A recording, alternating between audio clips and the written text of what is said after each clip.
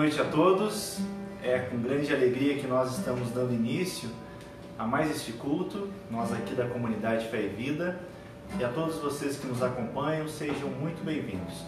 Que nós possamos ter um tempo onde iremos louvar ao nosso Deus e também ouvirmos da sua palavra.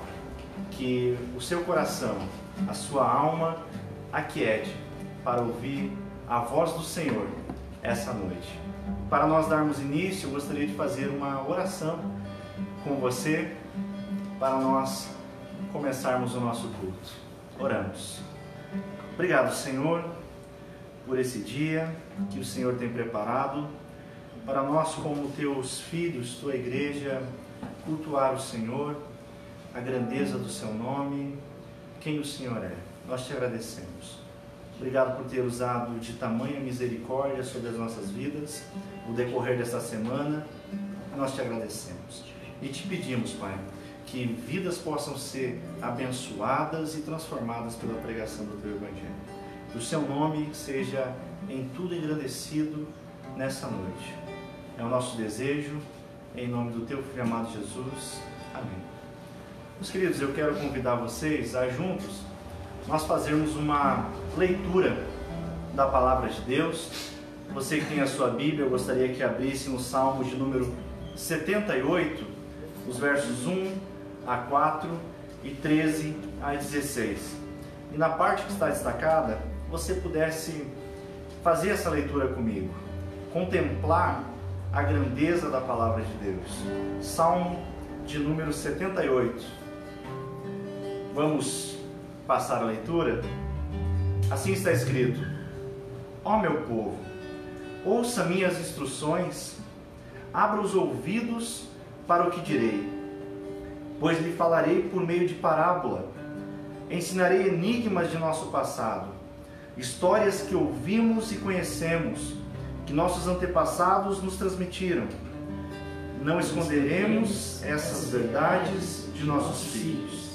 Contaremos à geração seguinte os feitos gloriosos do Senhor, seu poder e suas maravilhas. Pois ele dividiu o mar e os conduziu na travessia, fez as águas se erguerem como muralhas. Durante o dia os guiava com uma nuvem, durante a noite com a luz do fogo.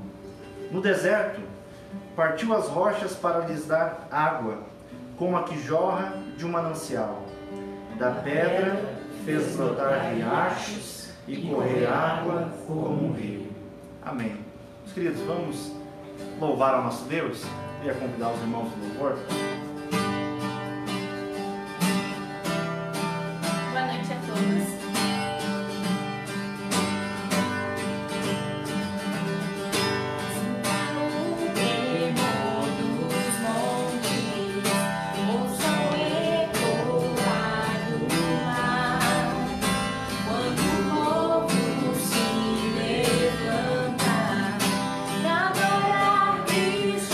Senhor.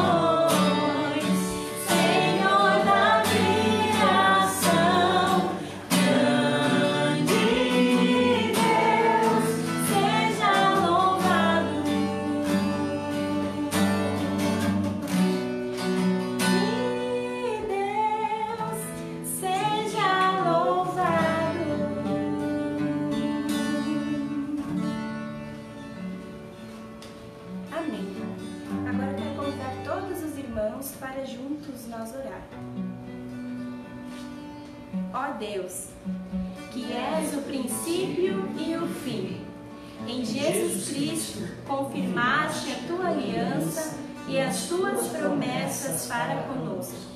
Capacita-nos através do teu Espírito Santo para ensinarmos tudo o que ordenaste, contarmos todas as maravilhas que fizeste e vivermos como aqueles que são profunda e eternamente amados por ti.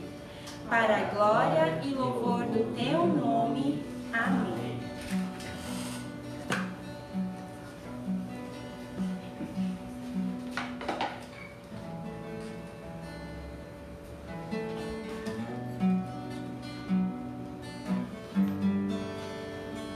Boa noite, irmãos, amigos da Igreja Fé e Vida, ou vocês que nos acompanham aqui nas transmissões, que conhecem a igreja, ou alguém indicou você. Alegria estarmos mais uma vez aqui reunidos para adorar o nosso Deus. E eu queria convidar você agora, assim que você já tem feito, né? Está aí vendo a transmissão, cultuando a Deus. É uma maneira diferente, porque estamos nas nossas casas, nós temos novidades aí, então vou falar no final do culto. E em casa a gente se distrai mais, querendo ou não. Talvez não seja o seu caso, mas eu imagino que seja de muitos. Então eu peço para você realmente fazer uma força extra para se concentrar. Agora nós vamos estudar, ouvir a palavra de Deus, né? E eu quero pedir que você se empenhe para participar, né? Fazer anotações, olhar na Bíblia e acompanhar aquilo que Deus tem para nós nessa noite. Mas antes vamos orar. Quero convidar você para fazer uma oração comigo, colocando nossas vidas para que o Senhor fale conosco. Deus querido, em Tuas mãos eu coloco, Senhor, minha vida e a vida de cada um dos meus irmãos e amigos que acompanham essa transmissão, e daqueles que também estão aqui no local onde estamos transmitindo. Peço a Ti, Senhor, que o Senhor fale ao nosso coração ansioso, nosso coração agitado, nosso coração às vezes confuso. Deus, eu peço a Ti que o Senhor nos ajude, que o Senhor venha, Deus, ao nosso encontro, socorre-nos, Senhor. Ajuda-nos, Senhor, com a Tua palavra, ajuda-nos, Senhor, com as consolações do Teu Espírito, com a graça do Senhor que é ministrada e derramada sobre nós por meio da Tua palavra. Deus, que isso venha sobre a vida dos meus irmãos, trazendo ânimo, trazendo refrigério, força, Deus, alegria. Deus, traz clareza, Deus, daquilo que vai ser ministrado, que o Senhor use em minha vida e que o Seu nome seja exaltado. Deus, que as pessoas possam compreender e receber do Senhor nessa noite. Deus, assim como tem recebido desde o início desse culto, também agora na hora da ministração da Tua palavra. Põe o nosso coração de joelho diante do Senhor. Deus, a nossa mente submissa a Ti, o nosso coração sedento por Ti. Senhor, que o Senhor avive, Deus, os corações onde há morte. Deus, que o Senhor acenda o fogo nos corações gelados. Pai, em nome de Jesus, abençoe nossas vidas, Santo Espírito. É o que nós te pedimos, em nome do Pai, do Filho e do Espírito Santo de Deus. Amém. Amém, meus irmãos? Então, queria convidar você a abrir a sua Bíblia no Evangelho de Marcos, capítulo 15. Evangelho de Marcos, capítulo 15, versículo 39. Nós vamos fazer uma leitura um pouco mais longa, do final do 15 e todo o capítulo 16. Evangelho de Marcos, capítulo 15, versículo 39 ao 47 e todo o 16. Então, quero que você acompanhe a leitura. Você pode fazer ouvindo, prestando atenção no relato. Você pode fazer ouvindo e lendo, se você consegue, aí na projeção, no seu celular, no notebook, na TV, onde você está vendo. Ou, melhor ainda, se você fizer isso com a Bíblia na mão. Ok? Mas vamos lá então. Marcos capítulo 15, versículo 39. O centurião que estava em frente dele, vendo que assim expirara, disse: verdadeiramente este homem era o Filho de Deus. Estavam também ali algumas mulheres, observando de longe, Entre elas Maria Madalena, Maria mãe de Tiago, o menor, e de José e Salomé, as quais, quando Jesus estava na Galiléia, o acompanhavam e serviam. E além destas, muitas outras que haviam subido com ele para Jerusalém. Ao cair da tarde, por ser o dia da preparação, isto é, a véspera do sábado, vindo José de Arimateia, ilustre membro do Sinédrio, que também esperava o reino de Deus, dirigiu-se resolutamente a Pilatos e pediu o corpo de Jesus. Mas Pilatos admirou-se de que ele já tinha morrido. E tendo chamado o centurião, perguntou-lhe se já havia muito que ele morrera. Após certificar-se pela informação do comandante, cedeu o corpo a José de Arimateia. Este, baixando o corpo da cruz, envolveu em um lençol que comprara e o depositou em um túmulo que tinha sido aberto na rocha, e rolou uma pedra para a entrada do túmulo. Ora, Maria Madalena e Maria, mãe de José, observaram onde ele foi posto. Agora o capítulo 16. E passando o sábado, Maria Madalena, Maria, mãe de Tiago e Salomé, compraram aromas para irem embalsamá-lo. E muito cedo, no primeiro dia da semana, ao despontar do sol, foram ao túmulo. Diziam umas às outras: quem nos removerá a pedra da entrada do túmulo? E, olhando, viram que a pedra já estava removida, pois era muito grande. Entrando no túmulo, viram um jovem assentado ao lado direito, vestido de branco, e ficaram surpreendidas e atemorizadas. Ele, porém, lhes disse: não vos atemorizeis. Buscai Jesus o Nazareno, que foi crucificado? Ele ressuscitou, não está mais aqui. Vede o lugar onde o tinham posto. Mas ide e dizei aos discípulos e a Pedro que ele vai adiante de vós para a Galiléia, lá o vereis como ele vos disse. E saindo elas, fugiram do sepulcro, porque estavam possuídas de temor e de assombro e de medo. Nada disseram a ninguém. Havendo ele ressuscitado de manhã cedo, no primeiro dia da semana, apareceu primeiro a Maria Madalena, da qual expelira 7 demônios. E partindo ela, foi anunciá-lo àqueles que, tendo sido companheiros de Jesus, se achavam tristes e choravam. Estes, ouvindo que ele vivia e que fora visto por ela, não acreditaram. Depois disto, manifestou-se em outra forma a 2 deles que estavam de caminho para o campo. E indo eles o anunciaram aos demais, mas também a esses 2 eles não deram crédito. Finalmente, apareceu Jesus aos 11, quando estavam à mesa, e censurou-lhes a incredulidade e dureza de coração, porque não deram crédito aos que tinham visto já ressuscitado. E disse-lhes: ide por todo o mundo e pregai o evangelho a toda criatura. Quem crer e for batizado será salvo. Quem, porém, não crer será condenado.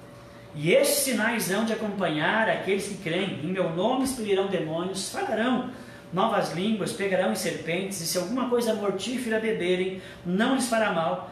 Se impuserem as mãos sobre enfermos, eles ficarão curados.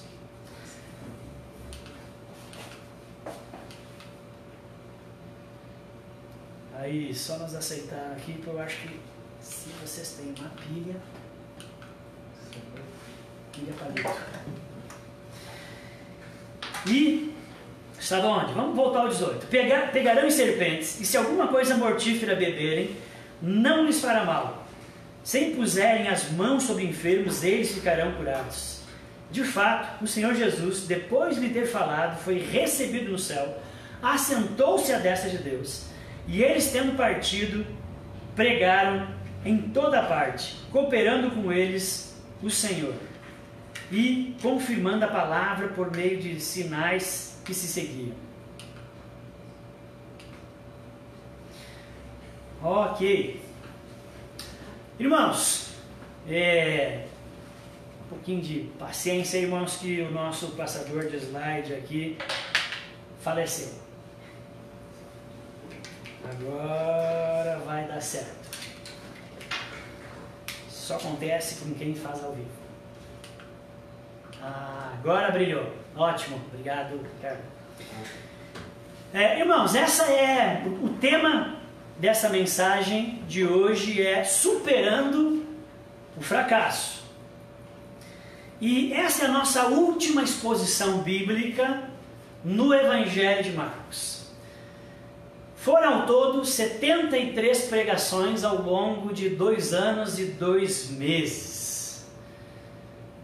Para alguns talvez diriam, para outros, ufa. Eu espero que você tenha dito, Fizemos essa longa exposição com o objetivo de aprender mais sobre a vida e o ministério de Jesus, né? Sobre aquele que é o centro de nossa fé, a esperança presente e futura da nossa alma, né? O nosso Senhor Jesus Cristo.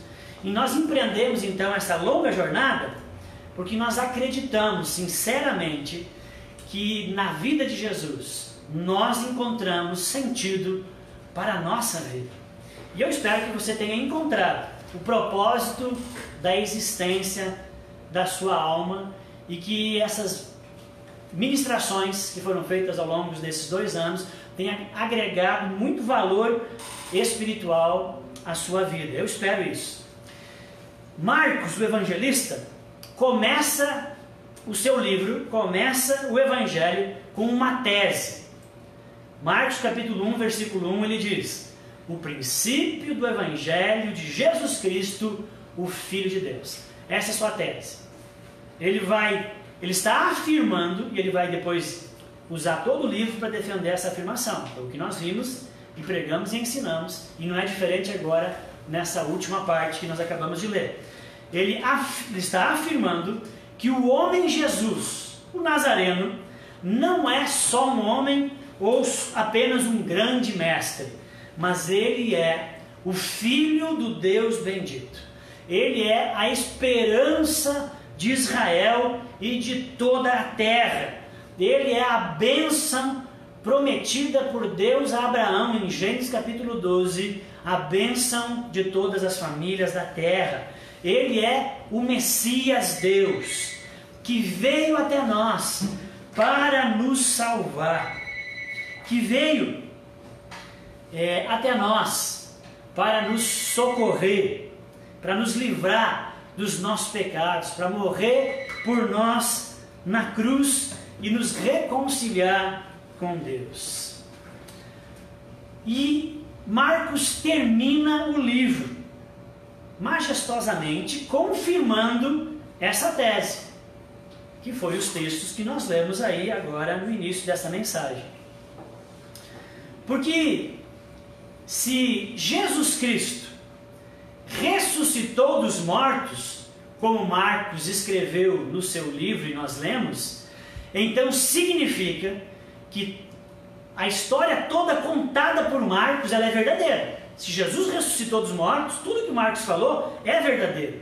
Jesus de fato é o Filho de Deus, verdadeiramente é o Rei perfeito, que veio ao mundo para morrer na cruz por nós pecadores.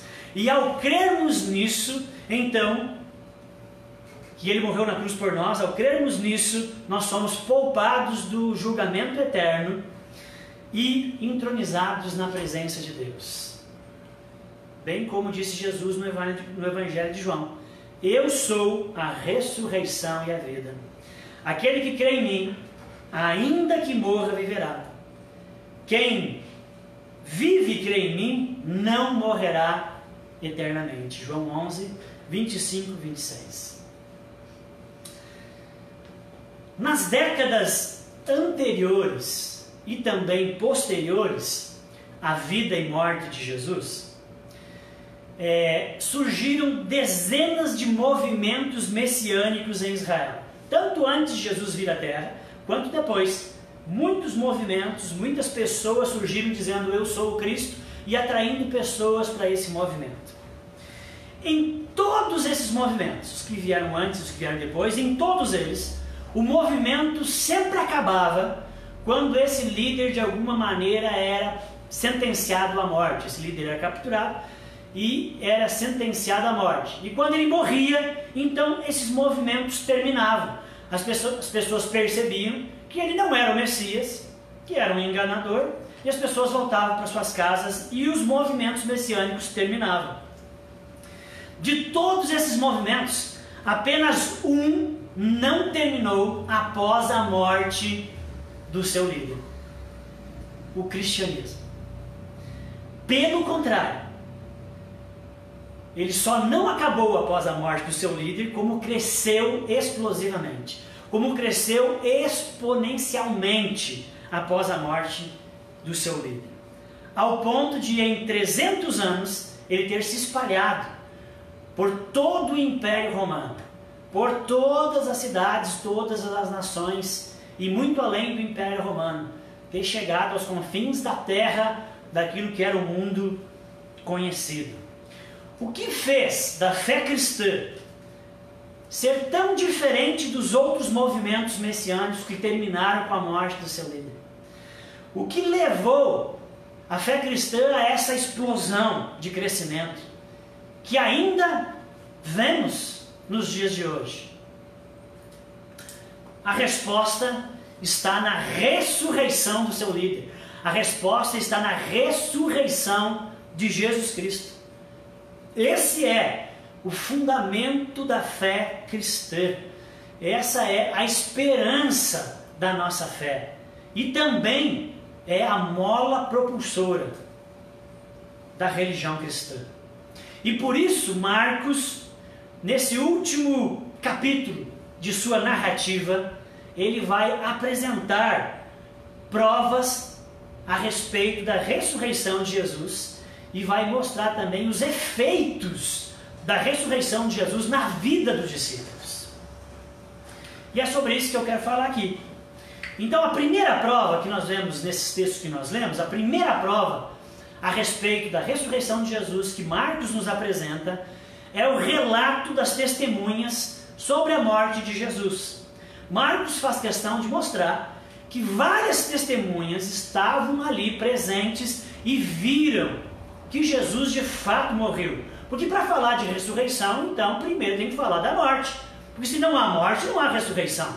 Então, Marcos nos apresenta testemunhas de que confirmam que de fato Jesus ressuscitou. Que ele não deu só uma desmaiada em função dos seus ferimentos e tudo que ele passou. Ele de fato morreu. Nós vemos no versículo 39, se você quiser conferir, que o centurião constatou que Jesus, após expirar, ou seja, o centurião, acostumado a matar e presenciar a morte, um especialista nisso, que sabia reconhecer quando uma pessoa morria, ele viu, esse homem morreu, e ele disse, olha, verdadeiramente esse era o Filho de Deus. Então no versículo 39 diz que o centurião, alguém que conhecia a morte, atestou que Jesus morreu. O versículo 40 diz que as mulheres que seguiam Jesus desde a Galileia estavam ali presentes, fiéis seguidoras de Jesus, porque a essa altura todos já tinham vazado, todos já tinham ido embora, abandonado Jesus. Mas essas mulheres fiéis estavam ali com Jesus a todo tempo. Maria Madalena, Maria mãe de Tiago e José, Salomé, entre outras, não eram só elas, talvez elas que lideravam esse movimento, e elas estavam ali. E Marcos falou e citou o nome delas, porque provavelmente quando ele escreveu o seu livro, elas ainda estavam vivas, como quem diz. Pode perguntar para as Marias e para Salomé e para as mulheres, porque elas estavam lá. Então, as mulheres testemunharam que Jesus morreu, elas estavam lá. No versículo 43 também nos diz que José de Arimateia, um nobre e destacado líder do Sinédrio, respeitado homem, também, junto com Nicodemos, Marcos não fala de Nicodemos, mas o Evangelho de João fala que José de Arimateias e Nicodemos, que eram discípulos de Jesus, que faziam parte do Sinédrio, lembrando que foi o Sinédrio que também condenou Jesus, mas eles provavelmente foram votos vencidos ou nem estavam naquela acusação. Eles foram pedir para Pilatos o corpo de Jesus depois que viram que Jesus morreu. Então eles manipularam o corpo, eles enrolaram o lençol, eles eram testemunhas de fato que Jesus estava morto. O versículo 44 e 45, porque eles foram, José de Arimateia e Nicodemos foram até Pilatos para pedir o corpo de Jesus, antes que terminasse a sexta-feira e começasse o sábado, eles tinham pouco tempo. Então eles chegam lá e Pilatos se admirou.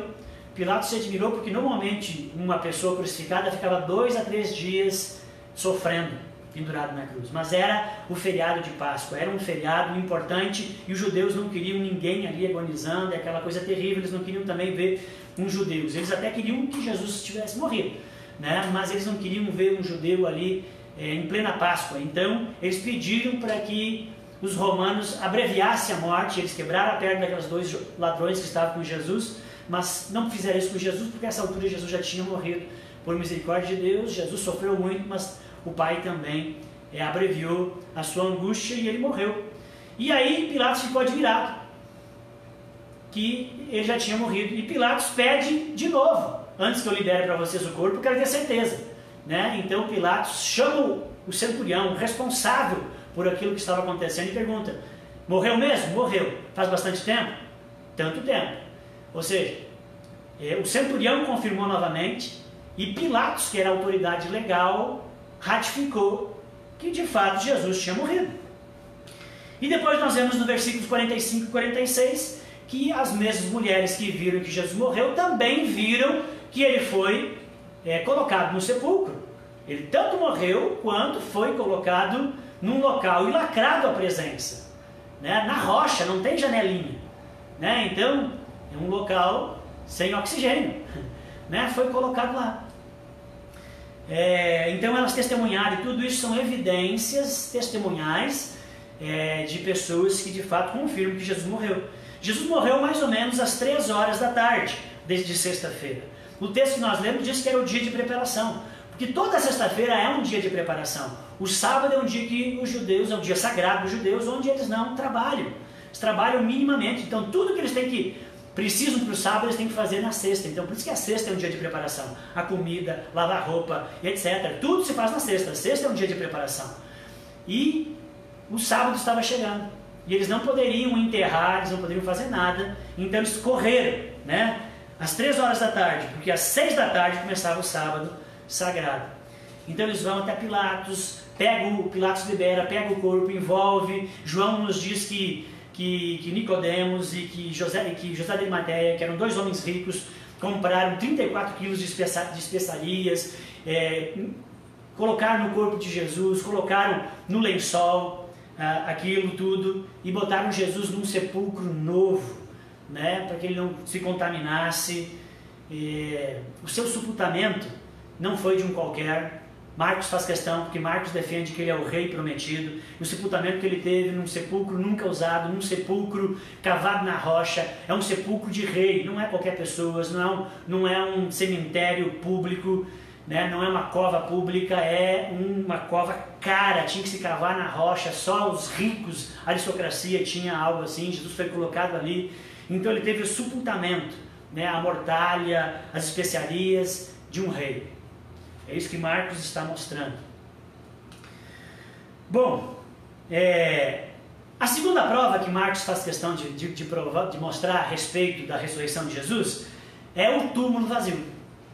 O versículo 6 diz: ele, porém, lhes disse: não vos aterrorizeis, buscais a Jesus o Nazareno, que foi crucificado. Ele ressuscitou. Ele ressuscitou, não está mais aqui. Vede o lugar onde ele tinha posto. Então as mulheres chegaram no domingo de manhã, porque na sexta-feira Jesus foi sepultado às pressas. Então elas voltaram para melhorar o seu sepultamento, né, aplicar as especiarias, etc. E quando elas chegam lá, a pedra já não está mais lá e o sepulcro está vazio, não tem mais nada ali. A ausência do corpo de Jesus é, de uma certa maneira, uma prova da sua ressurreição. Talvez alguns pensariam, talvez, né? Acho que não. Só o fato de o corpo não estar ali pode ser que não seja uma prova, porque talvez as autoridades judaicas, que odiavam Jesus e o movimento de Jesus, e sabendo que Jesus já tinha falado a respeito da ressurreição pelo menos 3 vezes, eles mesmos poderiam ter vindo de noite, pegado o corpo de Jesus e guardado o corpo de Jesus, para que se os discípulos falassem que ele ressuscitou, então as autoridades judaicas apresentariam o corpo e diziam: é mentira, está aqui Jesus. Mas de fato os discípulos falaram que Jesus ressuscitou, e em momento algum as autoridades judaicas apresentaram o corpo. Então, com certeza, não foi as autoridades judaicas. Mas poderia ser então os próprios discípulos, porque Jesus já tinha falado que ia ressuscitar, e se eles anunciassem isso, que o seu grande líder ressuscitou, isso ia dar força ao movimento, né? Só que todo mundo ia correr lá e dizer, não, ele não ressuscitou, está aqui o corpo. Então eles precisavam esconder o corpo. É um argumento válido. O fato é que todos os discípulos, ao longo dos séculos, sempre sustentaram que essa é a grande verdade da fé cristã. E esses discípulos morreram por causa disso, que eles defendiam que Jesus ressuscitou dos mortos, Ele é o Deus bendito que veio até nós. E em momento algum você vê nos relatos alguém voltando atrás, ao longo de todos esses séculos, e eles morreram por isso que eles acreditavam. Então eles também, né, não negaram essa verdade que eles defenderam, porque se eles tivessem escondido o corpo, na hora que eles foram mortos por causa dessa verdade, alguém querendo preservar a sua vida, ia dizer, né, ia entregar. Vocês não acreditam? Ia entregar, não gente, é verdade, a gente que escondeu o corpo. Isso nunca aconteceu. Ou talvez eles teriam ido num túmulo errado, muito tristes, que eles estavam por causa da morte do seu líder, então eles foram no túmulo errado, e aí estava tudo vazio, claro, eles foram no túmulo errado. Então isso também não é verdade, porque aquele não era um cemitério público, era um local onde existia apenas um túmulo. Ou seja, era particular, não tem como você se confundir. Às vezes é difícil, você já foi num cemitério e você não lembra onde é que está o túmulo do parente ou da pessoa. Mas ali só existia um túmulo, fica difícil você se confundir de onde, sendo que existe só um túmulo. Então era um túmulo particular e as pessoas viram onde Jesus foi enterrado. Então a ausência do corpo é uma prova que de fato Jesus ressuscitou. Isso é mais uma prova que Marcos faz questão de mostrar, porque ele mostra que as pessoas entraram lá dentro. A pedra que era uma grande pedra, que pesava talvez toneladas, era muito pesada, ela foi removida não por causa de Jesus, ela não foi removida para que Jesus pudesse sair lá de dentro. A morte não pôde conter Jesus, quanto menos uma pedra no seu caminho. A pedra foi removida para que o túmulo vazio fosse visto. Essa é a verdade. A pedra foi removida para que o túmulo vazio fosse uma prova da ressurreição de Jesus. Para que todos soubessem que o último inimigo, a morte, foi derrotada. Nada, irmãos, é maior ou mais forte do que o nosso Senhor. Nada o segura, nada o impede, quanto menos uma pedra. Por isso que Paulo vai dizer em Romanos 8:31, agindo Deus, quem o impedirá? Então a segunda prova que Marcos fala é o túmulo vazio.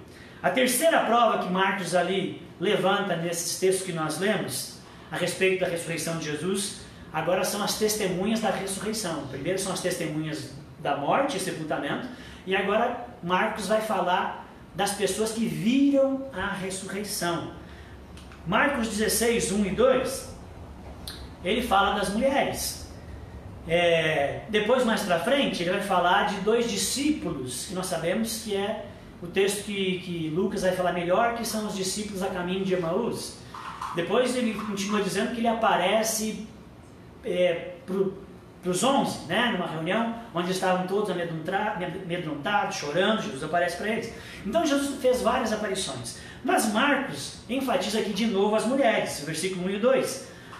Passado o sábado, Maria Madalena, Maria mãe de Tiago e Salomé, compraram aromas para irem embalsamar. O sábado termina às 18 horas. Às 18 horas as lojinhas abrem, porque acabou o sábado. Provavelmente elas foram comprar mais especiarias no sábado à noite, mas o túmulo está escuro. Então elas só vão no domingo de manhã com as especiarias para melhorar, porque elas não estão esperando a ressurreição. Elas nem lembram de que Jesus falou que ressuscitaria. Elas estão lá para trabalhar no corpo do morto. Então elas vão de manhã e vão pensando, quem vai tirar a pedra para nós? E de longe então elas veem, opa, mas a pedra não está lá, E elas correm até lá. E vem um jovem, que é um anjo, vestido de branco, que conversa com elas. Por 3 vezes, Marcos põe as mulheres na cena. Marcos põe as mulheres como testemunhas da morte, Marcos põe as mulheres como testemunhas do sepultamento, e agora Marcos também põe as mulheres como testemunhas da ressurreição. Elas são testemunhas dos acontecimentos. Essa é mais uma evidência, e uma forte evidência, a favor de que aquilo que Marcos está narrando, que Jesus é o Filho de Deus e por isso ele venceu a morte não pode segurar, e ele ressuscitou. A presença das mulheres é mais uma forte evidência de que a ressurreição de Jesus não é uma lenda, de que a ressurreição de Jesus não é invenção dos discípulos. Nas culturas antigas, todos nós sabemos que as mulheres eram marginalizadas. Graças a Deus que isso melhorou muito. As mulheres eram muito marginalizadas nas culturas antigas. E o testemunho de uma mulher era um testemunho sem valor. O testemunho de uma mulher perante um tribunal era desconsiderado. Celso, um filósofo grego do século II, ferrenho inimigo da fé cristã, ele não gostava da fé cristã, ele achava que a fé cristã era uma mentira. Ele escreveu muitas teses, tratados, para tentar provar que o cristianismo era uma farsa. E um dos seus mais fortes argumentos contra a fé cristã era que o cristianismo não pode ser verdadeiro, pois os relatos da ressurreição são baseados em testemunho de mulheres, e todos sabemos que elas são histéricas. Irmãos e mulheres queridos, isso é o que o Celso e a cultura antiga pensavam. Nós não pensamos assim. Logo, se Marcos e os cristãos estão inventando esta história de ressurreição para dar força ao movimento, pensa, logo, eles jamais teriam colocado as mulheres como testemunhas do fato, as primeiras a ver a ressurreição e falar delas. Concorda comigo? Se eles estão inventando uma história, eles não vão colocar as mulheres lá, porque isso seria um tiro no pé. Porque a história que eles estão tentando levantar e defender cairia em descrédito. Então a presença das mulheres só reforça o testemunho a respeito de que não é uma lenda e não é uma invenção. A única razão para elas estarem presentes nos relatos é porque de fato elas estavam lá. É porque de fato elas falam a verdade. É porque de fato elas testemunharam a morte, o sepultamento e a ressurreição de Jesus, o túmulo vazio, viram o anjo. E o próprio Jesus, em outros evangelhos, nos mostra que elas viram. Marcos não fala isso. Então elas foram atrás do cadáver. Elas foram atrás do seu líder morto. Mas se depararam com o túmulo vazio. Mas se depararam com o Cristo ressurreto. E esse, ao meu ver, já tirando uma lição aqui dessa narrativa, esse é o problema de muitos cristãos, talvez seja o seu, de se relacionar com um Cristo morto, com um Cristo que nada pode fazer por você. Elas foram atrás de um corpo, de um morto. Até muitos cristãos até creem na ressurreição. Muitos cristãos. Todos vocês que me ouvem, se você é um cristão, você deve acreditar na ressurreição. Se você não acredita na ressurreição, você é um liberal, então você não é um cristão, por mais que se ache cristão. Mas, você que crê na ressurreição, muitas pessoas são assim, crê na ressurreição, mas a ressurreição não é uma realidade em suas vidas. Nem a morte, nem a espada, nem anjos, nem principados, nem doença, nem nada, diz as Escrituras, nem mesmo uma grande pedra em seu caminho pode deter que Cristo abençoe sua vida. Esse é o pensamento de quem entende a ressurreição na realidade da sua vida. Não interessa o tamanho da sua crise, o tamanho do seu problema, ele nunca será e nunca impedirá o nosso Senhor de te abençoar. Se você acha que o seu problema é maior, se você acha que o seu problema não tem solução, é porque talvez você está buscando um corpo. você está buscando um Cristo morto. Mas eu quero dizer para você que Ele, versículo 6, Ele ressuscitou. A quarta prova que Marcos, quarta e última prova que Marcos aqui está nos lembrando na sua narrativa, é a transformação dos discípulos. E é onde então eu vou entrar sobre a minha tese aqui também da mensagem de hoje, né, que é a questão do fracasso. Os discípulos vieram errando constantemente. Jesus ensinava uma coisa e eles não entendiam, iam para o outro lado, né? E agora na hora H eles realmente deixaram Jesus na mão. Eles fracassaram com o seu mestre. E como é que faz para superar esses fracassos espirituais? Como é que faz para a gente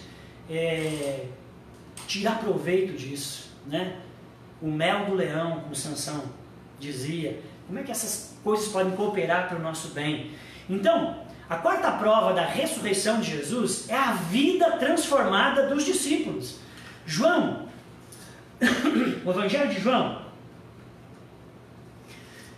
capítulo 20, versículo 19, diz o seguinte: ao cair da tarde daquele primeiro dia da semana, aquele primeiro dia é o domingo, é o próprio dia, ao cair da tarde daquele primeiro dia da semana, estando os discípulos reunidos a portas trancadas, por medo dos judeus. O texto de Marcos diz que eles estavam tristes e chorando. Jesus entrou, pôs-se no meio deles e disse: a paz seja com vocês. Depois que Jesus é preso no Getsêmani, todos os seus discípulos o abandonaram e, no máximo, acompanharam o seu julgamento e acompanharam todo o drama da crucificação a uma certa distância. E quando Cristo morre, nem mesmo o discípulo amado estava mais ali. Quando ele morre, só aquelas mulheres fiéis estavam com Jesus ali. Estão todos amedrontados. Estão todos trancados em casa, diz o texto de João. Apavorados, petrificados, arrasados, destruídos emocionalmente, tomados de medo, acovardados. Mas 40 dias depois, nós encontramos esses homens, covardes, nós encontramos esses homens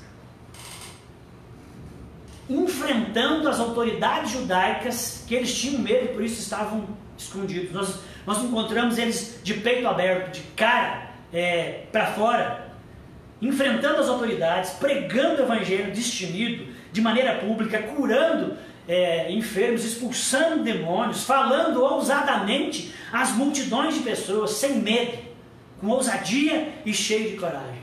O que aconteceu nesses 40 dias que transformou a vida desses homens? O que aconteceu que os fez superarem os seus fracassos espirituais, seus fracassos pessoais, seus fracassos como os discípulos de Jesus? Que fez superarem os medos? Muito simples. Eles encontraram o Cristo ressurreto diversas vezes. E essa verdade, essa realidade passou a fazer parte da vida deles. O poder da ressurreição deu sentido à fé, animou a crença, trouxe luz às trevas, dissipou o medo, encheu de ânimo e coragem a vida daqueles homens e fez deles, homens e mulheres, grandes líderes da fé cristã e entre os maiores líderes da humanidade. Eles tinham falhados com Jesus. Lembra? Eles roeram a corda. Eles o negaram, o abandonaram, não acreditaram na ressurreição, que por várias vezes Jesus anunciou. Se você vê em Marcos mesmo, capítulo 8, capítulo 9, capítulo 10, Jesus está falando da sua ressurreição. Eles não acreditaram. E diante de tamanho fracasso, abandono, mau testemunho, serem vacilões, eles bem que poderiam ter sido rejeitados por Cristo. Nós não acharíamos isso estranho. Eles bem que poderiam ser considerados insuficientes, incapazes, covardes, inaptos. Mas não foi essa a mensagem do anjo. Não foi essa a mensagem que o nosso Senhor comunicou aos seus discípulos. O versículo 7, o anjo fala para as mulheres, diz o seguinte: mas ide, dizei aos discípulos e a Pedro em especial, porque Pedro negou 3 vezes. Dizei aos discípulos e a Pedro que ele, o Jesus ressuscitado, o Mestre, ele vai adiante de vós para a Galileia. Porque a Galileia é o local do treinamento, é onde tudo começou, onde Jesus andou com eles. Ele vai para a Galileia e lá o vereis. Ou seja, Jesus está dizendo: eu quero vê-los. Eu vou estar na Galileia, eu estou indo na frente, eu vou estar lá esperando vocês. Eu quero todos vocês que vacilaram, todos vocês que fracassaram, eu quero todos vocês. Vocês são meus. Vocês não são um fracasso. Eu não terminei a obra na vida de vocês. Falta-lhes algo importantíssimo. E eu quero dar esse algo para vocês. Falta-lhes o poder da ressurreição na mente e no coração de vocês. O fato é que depois da ressurreição, esses homens, esses discípulos mudaram muitos. Dá para dizer que quase que eles eram outros. Os evangelhos nos dizem que depois que Jesus ressuscitou, Jesus apareceu pelo menos 7 vezes aos seus discípulos. 7 vezes. Atos, capítulo 1, do 1 ao 4, diz que isso aconteceu num período de 40 dias. Várias aparições, estando com eles, ensinando, consolando, fortalecendo, para que pudessem estar com ele, tocar nele. Paulo vai dizer depois em Corinto que foi para mais de 500 pessoas. Então, foi o poder da ressurreição. Foi o poder da ressurreição, de ter visto o Cristo ressurreto, estar com ele, tocado nele. Foi esse poder que os fez superar os fracassos pessoais e os fracassos da fé. E irmãos, isso não deve ser diferente conosco. É muito ruim fracassar, nós não gostamos. Mas o fracasso é uma realidade. O fracasso, ele nos lembra que nós somos finitos, que nós não somos super-homens e que nós não acertamos sempre. Nós não somos perfeitos, não somos deuses. O fracasso nos lembra quem nós somos, humanos, pecadores, e precisamos de Cristo. Mas é ruim fracassar. E não deve ser diferente conosco.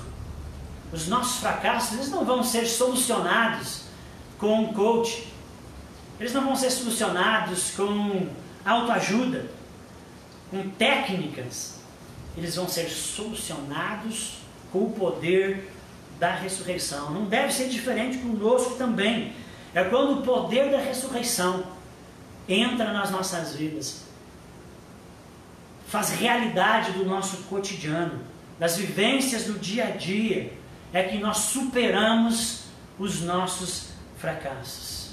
Irmãos, a nossa fé, toda a nossa fé, ela é sustentada e articulada na ressurreição. Paulo vai dizer que se Jesus não ressuscitou dos mortos, nós somos os mais miseráveis dos homens. Não faz sentido a nossa crença, e não faz sentido nem que você está sentado aí me ouvindo. Toda a nossa fé é articulada na ressurreição. Você acredita que Jesus ressuscitou dentre os mortos? Sim. Então, se você acredita, então você crê que verdadeiramente Jesus é o Filho de Deus. E se você acredita que Ele ressuscitou, e logo Ele é o Filho de Deus, o Deus bendito que veio até nós, isso tem implicações futuras, mas também presente. Por isso que o poder da ressurreição tem que fazer parte das nossas vidas.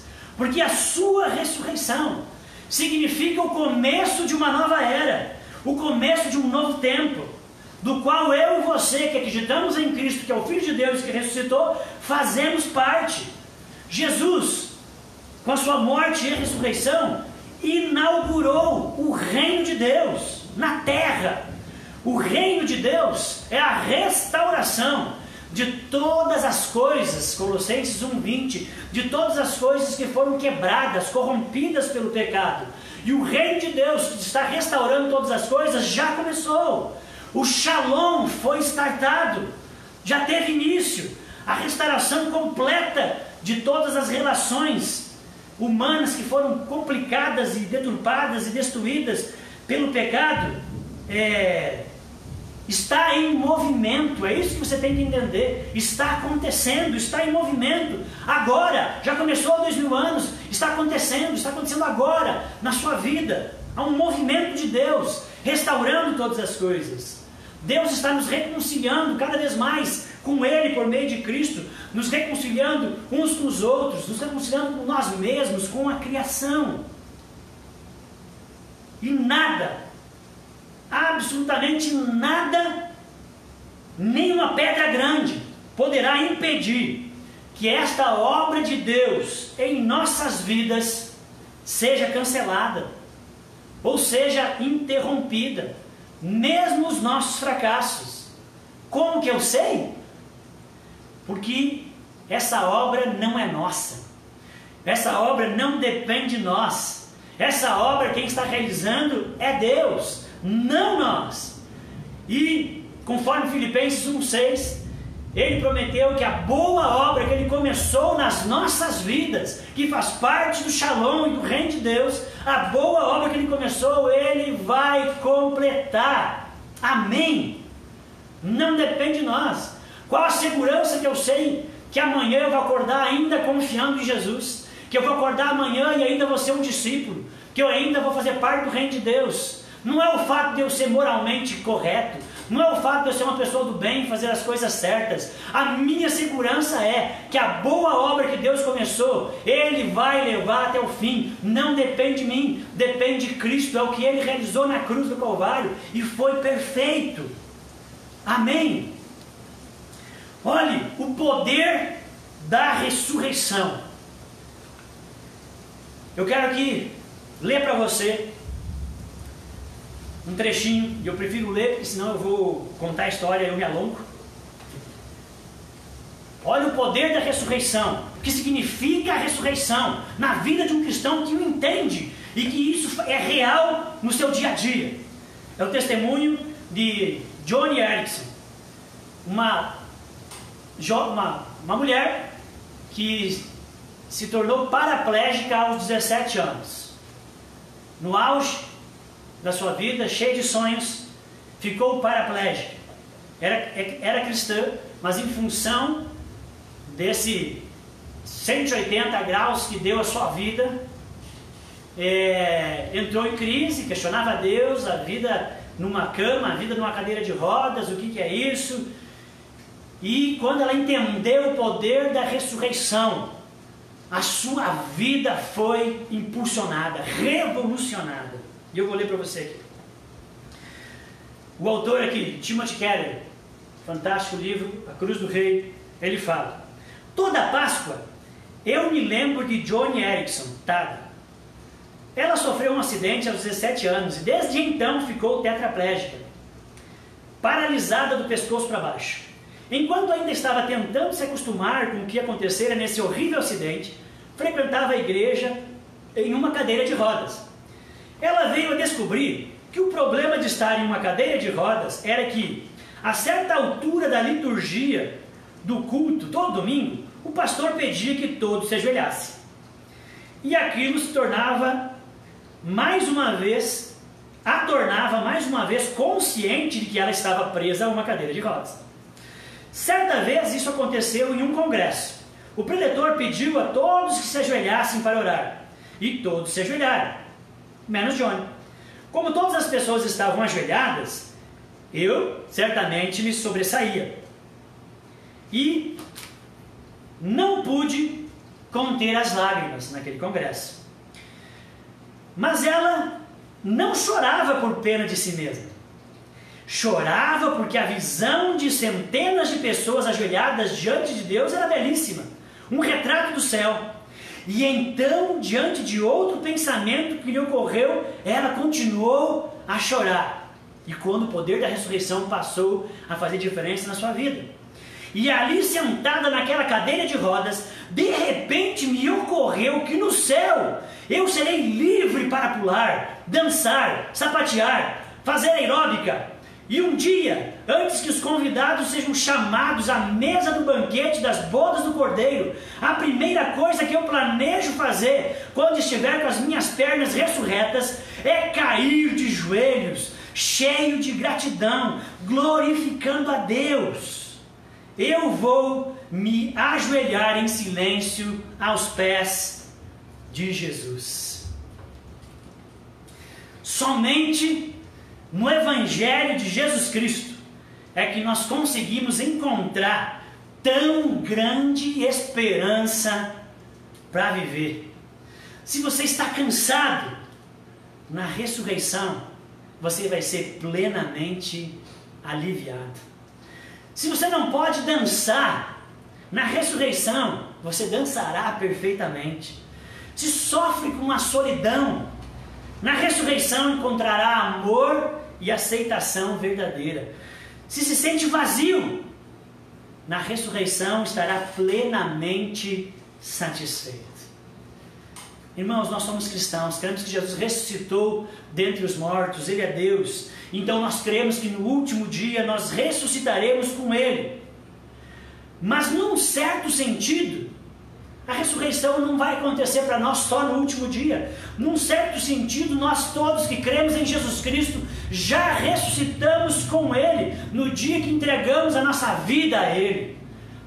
Quando fomos regenerados e nascemos de novo, que estávamos mortos em nossos delitos e pecados. Num certo sentido, todo dia nós já ressuscitamos com Jesus.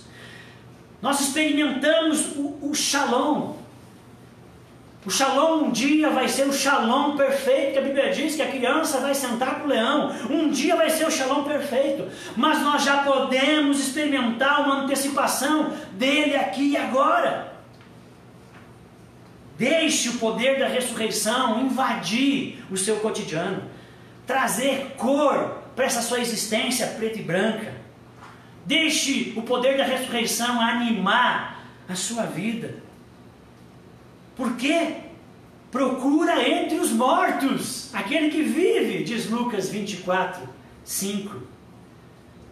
Quando nós sabemos que esse não é o único mundo, quando nós sabemos que esse aqui não é o único corpo, quando nós sabemos que essa não é a única vida, e que há uma vida perfeita esperando por nós, o Shalom, nos aguardando, aquilo que acontece conosco todos os dias, aquilo que nos fazem de ruim, já não importa mais tanto, já não tem poder de nos derrubar.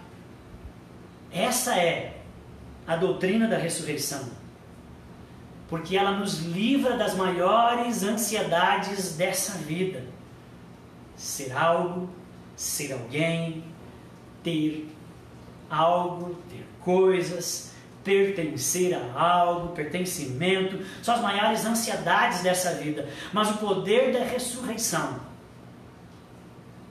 ele nos livra de nos vermos presos a essas ansiedades dessa vida. Porque já que os fracassos podem ser superados pelo entendimento de que estamos caminhando para ser aquilo que ainda não somos, né? Estamos caminhando para o perfeito, então nós estamos no meio do caminho, Deus está trabalhando em nossas vidas, o fracasso faz parte. Então o poder da ressurreição nos ajuda a não nos agarrarmos a essa vida achando que é tudo que existe, e que se você está tendo um certo fracasso em alguma área dessa vida, você agora está consumido e você não sabe mais se levantar e nem reagir, achando que tudo que existe é o aqui e agora. A ressurreição nos diz que existe algo perfeito e maior, e mesmo que nós fracassemos aqui, ou que não está saindo como você esperava que fosse, Deus está no controle. o Shalom está restaurando todas as coisas, inclusive Deus está usando seu fracasso para te fazer mais parecido com Jesus. É o poder da ressurreição agora, aqui. Timothy Keller diz ainda: podemos enfrentar as piores coisas, até mesmo viver presos a uma cadeira de rodas, mas ainda sentir alegria e esperança. A ressurreição significa que podemos olhar para frente, com esperança, para o dia que o nosso sofrimento terá fim. Temos todos um chamado, irmãos. Temos todos uma tarefa a realizar, uma história para viver nessa terra para a glória de Deus. É o que Marcos vai dizer do versículo 15 ao 18 do capítulo 16. E disse-lhes, então Jesus: ide por todo mundo, é a nossa história, ide por todo mundo e pregai o evangelho a toda criatura. Quem crer e for batizado será salvo, quem não crer será condenado. Esses sinais vão acompanhar você, irmão, vão acompanhar aqueles que creem, né? Em meu nome expelirão demônios, falarão novas línguas, se beberem alguma coisa mortífera não nos fará mal, vão impor a mão sobre os enfermos, eles vão ser curados. Amém? Marcos segue, é a nossa história, nós temos algo para fazer por nosso Senhor nessa terra. Agora nessa caminhada, nessa história, nós teremos pedras no caminho, grandes rochas, às vezes grandes crises, injustiças, dores, mas não é o fim. Você passar pelas dores, as injustiças e as pedras que bloqueiam o seu progresso, essa vida não é tudo. É apenas um capítulo. Então, vamos viver sem temor e enfrentar com coragem e correr os riscos que são necessários. Naquilo que vier, corra os riscos. Não tenha medo do fracasso. Não tenha medo. Não viva como se tudo fosse isso aqui. Vamos viver sem temor e enfrentar o que vier, com fé em Deus e no poder da ressurreição, correndo os riscos, porque essa vida não é tudo, fracassando às vezes, mas sempre levantando de novo, com certeza que os nossos fracassos serão superados em Cristo, e o que Deus está permitindo serve para que Cristo seja gerado em nós, não esqueça. Por quê? Porque nós não seguimos um cadáver. Porque Deus está vivo e é poderoso para nos salvar, e é poderoso para nos socorrer. O Senhor que ressuscitou é o Senhor e Rei do mundo, o nosso dono, o nosso Salvador, o nosso advogado, o nosso intercessor, o nosso amigo que vive e reina, que está contigo todos os dias. O versículo 20 termina Marcos dizendo: e eles, tendo partido, pregaram em toda parte, cooperando com eles o Senhor e confirmando a palavra por meio de sinais que se seguiam. Cooperando com eles o Senhor. Irmãos, vamos lá, levante, como dizem, para cima deles. Continue a remar, tenha coragem, não desista, não pare no caminho. Cristo ressuscitou e Ele coopera conosco. Amém? Relacione-se todo dia com o Cristo ressurreto. Vamos orar? Senhor meu Deus querido,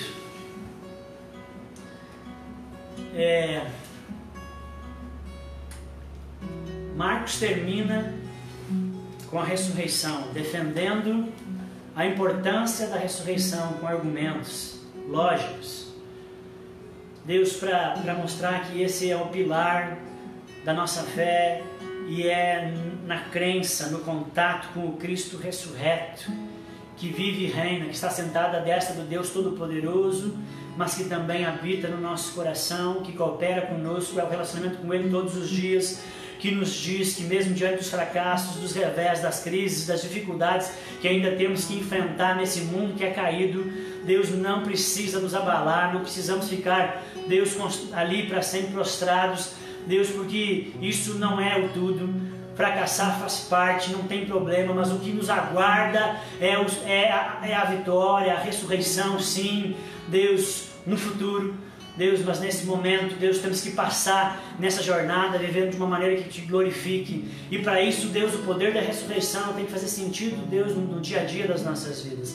Então eu oro, Deus, por meus irmãos, Deus, para que esse poder que os discípulos experimentaram por 40 dias e que revolucionou suas vidas e transformou eles, Deus, em homens corajosos, ousados, Deus, que continuaram a errar, mas se levantavam, Deus, se reinventavam na graça do Senhor, Deus, e seguiam fazendo a sua vontade. Que isso também aconteça na vida dos meus irmãos, que a ideia da ressurreição não seja uma ideia que apenas nós entendamos, Deus, mas que seja algo verdadeiro, Deus, que diga respeito ao relacionamento marido e mulher, que diz a respeito, Deus, às frustrações que temos na criação dos nossos filhos, nas frustrações com a vocação, Deus, nas frustrações que temos com nós mesmos, por não avançarmos e patinarmos, pelas coisas que não progridem, Deus, que realmente nós tenhamos uma relação correta, entendendo que o seu shalom já está em movimento, está acontecendo no mundo, está acontecendo na minha vida, mesmo que eu não perceba. Deus, a boa obra que o Senhor começou, o Senhor vai terminar. As coisas não estão restritas ao aqui e agora. Deus, que nós possamos ver, Deus, o poder da ressurreição no presente, Deus, mas não tirar da mente, Deus, o Maranata, Deus, a esperança gloriosa, Deus, do Senhor, Deus, do que tudo aqui é passageiro, tudo aqui pode durar só um tempo, a dor, a tristeza, a dificuldade, o revés é só um tempo, porque o nos aguarda, nós que cremos no Senhor Jesus, é a vida eterna, a felicidade eterna, o gozo eterno, a presença maravilhosa do Senhor. Isso aqui é nada, o Senhor tem muito para nós, não nos deixa agarrarmos essa vida, Deus, as coisas dessa vida como se fosse o tudo. Deus, nos ajuda a lembrar e viver à luz da sua ressurreição. E que isso que é um tanto teórico e subjetivo possa encontrar objetividade na vida dos meus irmãos, no dia a dia das suas vidas. Pai, em nome de Jesus, que a nossa fé seja avivada. Deus, que nós não venhamos buscar, Deus, um corpo, mas um Cristo ressurreto. Que essa seja a realidade das nossas vidas. Em nome de Jesus. Amém. Amém. Glória a Deus, meus irmãos. Terminamos essa longa jornada, bastante longa, mas foi bênção que você nos acompanhou aí ao longo do caminho. Eu acredito que você aprendeu bastante ao longo desse tempo sobre a vida e o ministério de Jesus. E nós agora queremos começar uma nova série, curta, não de 2 anos. Vai ser uma série de 1 mês, nós vamos começar no domingo que vem, né? Até porque outubro é o mês da reforma, né? Um acontecimento histórico que marcou a humanidade, nós evangélicos protestantes de uma certa maneira. E nós queremos falar aqui por 5 domingos sobre os pilares da fé cristã. O mundo tem muitas tendências e muitas ofertas e muitas pressões. E existem algumas coisas que são fundamentais na fé, pilares realmente que nós precisamos estar firmes para nós não nos corrompermos, para o pastor não se corromper, para a igreja não se corromper.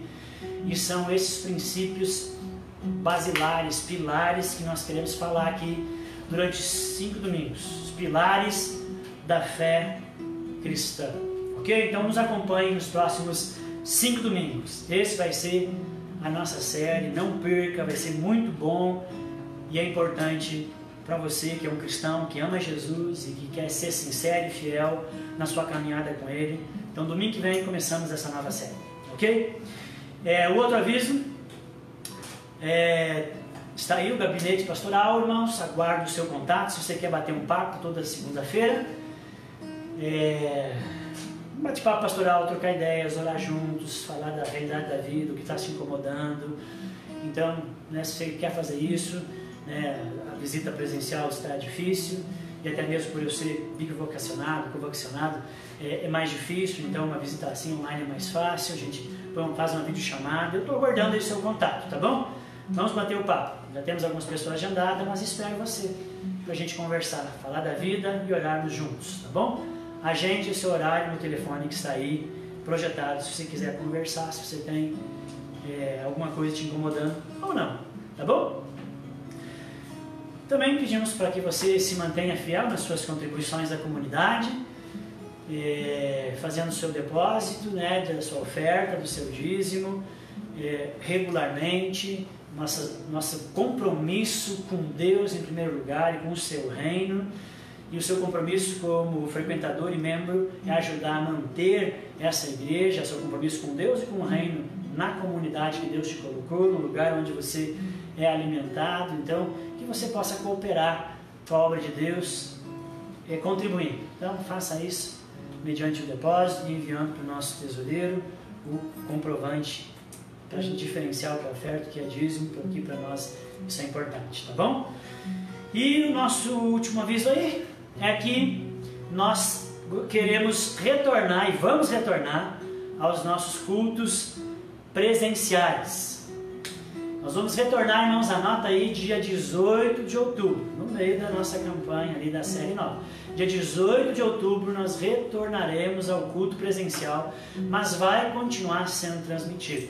Mas já avisamos de antemão que nós não queremos relaxar na campanha contra o Covid, né, somadas às ações da sociedade, né, da prefeitura.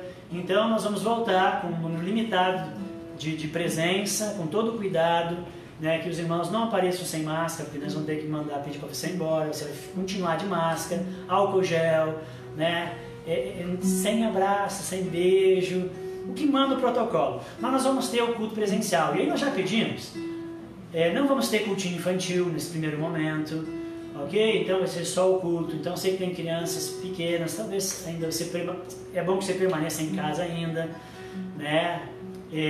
Você que é do grupo de risco também, né? Por isso nós vamos continuar com transmissão online. Para você que não é do grupo de risco, está cansado de só ver online, voltamos dia 18. Ou você que tem nos conhecido, está pedindo para conhecer a igreja, já faz meses, a gente está só na online, é a oportunidade de você então conhecer a comunidade a partir do dia 18. Vamos avisar mais ainda nos próximos 2 cultos, mas pode marcar aí a data do retorno dos cultos presenciais, tá bom? Terça-feira temos os pequenos grupos no aplicativo. Irmãos queridos, é isso, terminamos mais um culto para a glória do nosso Deus, e eu queria fazer ainda uma última oração de encerramento desse culto com você, tá bom? Você fecha seus olhos, pode dar as mãos para a pessoa que está aí com você na sua casa, né? Ou põe a mão no coração, se você está sozinho, vamos orar. Senhor meu Deus, obrigado pela sua paciência, obrigado pelo seu grande amor, obrigado por carregar na cruz os nossos pecados, fazer o que seria impossível para nós. Obrigado por ser voluntário, obrigado por ir até o fim, obrigado por ter feito um sacrifício perfeito. Obrigado, Senhor Deus, por ressuscitar Jesus Cristo diante dos mortos. Obrigado, Senhor, porque nós temos um Deus amoroso, fiel, amigo, Deus que coopera, que zela por nós, que está sentado à destra de Deus, mas também está no nosso coração.